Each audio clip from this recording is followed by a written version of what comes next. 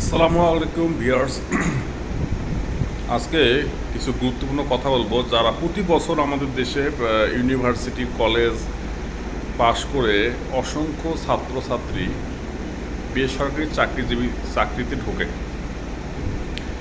কিন্তু তারা সুযোগ সুবিধা অনেক ক্ষেত্রে সুযোগ সুবিধা না জেনেই বা চাকরির বেনিফিটগুলো না জেনে চাকরিতে ঢোকে, এবং যখন তারা চাকরি সুইচ করে তারা বিভিন্ন ধরনের সমস্যায় বা কোম্পানি কর্তৃক তাদেরকে ঠকানো হয়।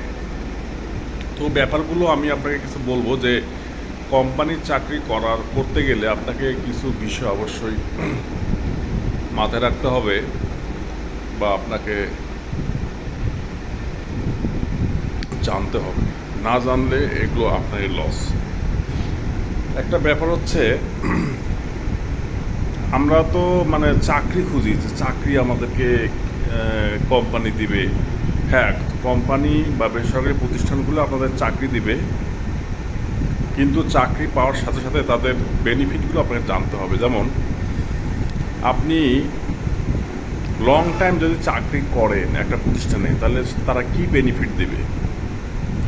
সাধারণত আমি বলি যে একটা বেসরকারি প্রতিষ্ঠানে যে শ্রম আইন অনুযায়ী যে ধরনের আইন থাকে নর্মালি, এক হচ্ছে আপনার প্রবেশন পিরিয়ড পার হয়ে গেলে অনেক সময় স্যালারি ইনক্রিজও হয় অথবা হয় না। কিন্তু এটা এটা শ্রম আইনেও ওইভাবে আছে যে কোম্পানি চাইলে আপনার স্যালারি ইনক্রিজ করতে পারে। সো আপনি ভাইবা বোর্ডে বা কোম্পানিতে জয়েনের আগে আপনাকে জেনে নিতে হবে যে আসলে তাদের প্রবেশন পিরিয়ড পার হয়ে গেলে আপনার স্যালারি ইনক্রিজ করবে কি না, প্রভিডেন্ট ফান্ড আছে কি না, যেটা আপনার স্যালারির বেসিক থেকে কাটা হবে, যত অংশ কাটা হবে কোম্পানি ঠিক ততটুকুই দিবে। আর্ন লিভ, নর্মাল লিভ না, এটা হচ্ছে আর্ন লিভগুলো ওই কোম্পানিতে আছে কিনা। আর আপনি 1 বছর চাকরি করলে আপনি একটা বেসিকের সমান আপনার অ্যাকাউন্টে জমা হবে। এরপর আছে গ্র্যাচুইটি, আপনি লং টাইম যদি মিনিমাম 5 বছর শ্রম আইনে আছে 5 বছর চাকরি করলে একটা কোম্পানি আপনাকে গ্র্যাচুইটি দিতে বাধ্য থাকবে। কিন্তু কোম্পানি চাইলে এটাকে কমিয়ে 2 বছর 3 বছর করতে পারে।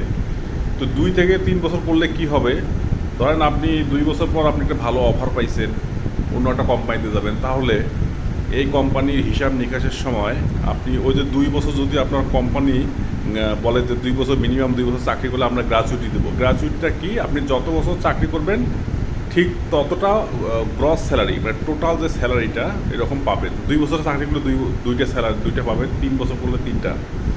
তো এটা হচ্ছে কোম্পানি ভেদে হয়। কেউ যদি শ্রম আইন সে 5 বছর, ওই কোম্পানিগুলো 5 বছর বলে যে 5 বছর চাকরি করতে হবে, তাছাড়া আপনাকে গ্র্যাচুইটি দেবে না। আর কিছু কিছু কোম্পানি যারা কি বলে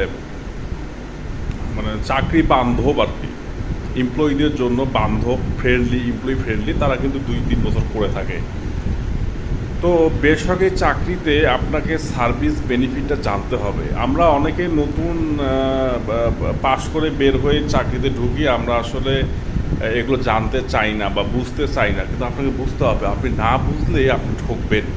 বেসরকারি চাকরি করতে গেলে আপনাকে এসব ব্যাপার, আরও আছে ট্রান্সপোর্টেশন আছে, খাবার ফ্যাসিলিটিস এগুলো আছে কি না, সব কিছু হিসাব নিকাশ করে বা বাইরে থেকে খোঁজখবর নিয়ে বা কোম্পানিতে জয়েন করে আপনাকে সব আস্ক করতে হবে বা জেনে নিতে হবে, তাহলে আপনি বেনিফিট হবেন।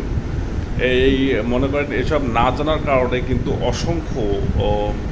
অসংখ্য এমপ্লয়ি যখন জব সুইচ করতে চায় তখনই তাদেরকে তারা হিসাব নিকাশ বুঝতে পারে না, শ্রম আইন জানে না যে কী দেয় দিক, কোম্পানি থেকে রিজাইন দিয়েছি, যা দিবে ওইটাই লাভ।